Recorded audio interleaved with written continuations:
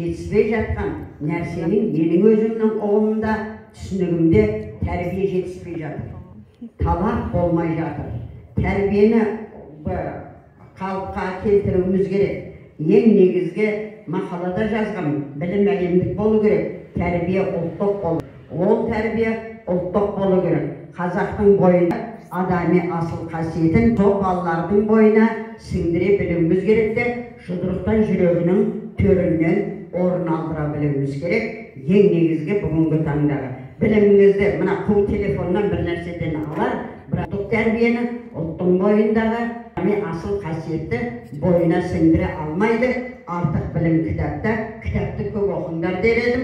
Оны оқып жауып тастамай, ішіндегі жақсы тіркестерді жазып алып, өмірде пайдаланғандарың жақсы дер едім. Біздің бала кезімізде мектепте жақсы оқитынға қазіргі грамоты бір нәрсе бермейтін, бізге беретін кітап еді.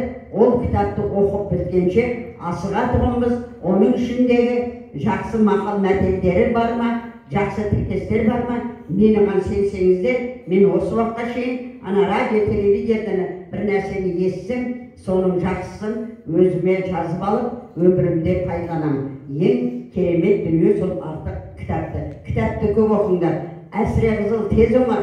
Мына қол телефоннан бүгін көресіңдер, ертең оны ұмытасыңдар, не өшеді, не. Ал кітап ол мәңгілікке қалады, логика өседі. Баланың өзінің логикасын дамыту үшін сіз оқыған нәрсеңізді ой елегінен өткізіңіз, ақылыңыздан, кеңесіңізден өткізіңіз деген кеңес айтар едім. Енді мына тайқазанды осылай етіп қойғанның өзі, оның қаншалықты тәлім, тәрбиелік те, танымдық та мәні маңызы бар және. Оның тайқазанды барып Түркістанға көрмесе де, қазіргі түріктің ең ордасы болып отырған Түркістанды осы арқылы елестетіп, көз алдына елестетіп көреді. Сол баланың бойында рух бар.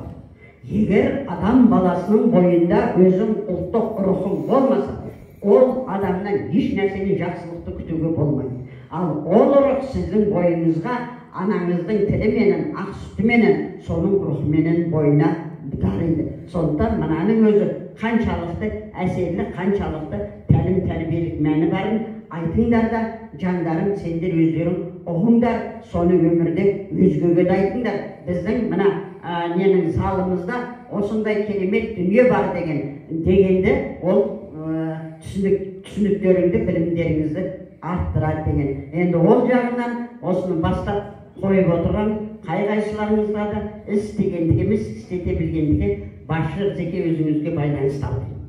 Сол осындай жақсылық бірін-бірімізге жұғысты болсын. Енді ар жағындағысы Астана дей ме? Мен енді көзім нашар жаным. Астана. Астана. Бірақ мен үнем айтамын. Қазақ әлемге қаласымен емес жандарым, даласымен әйгілі.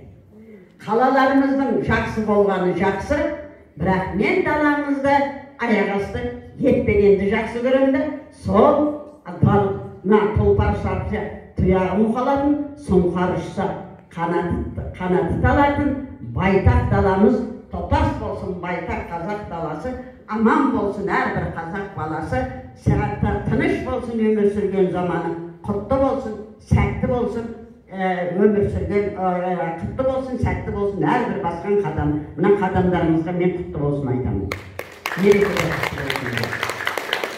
Енді сәлем қазақ деді, мен қазақта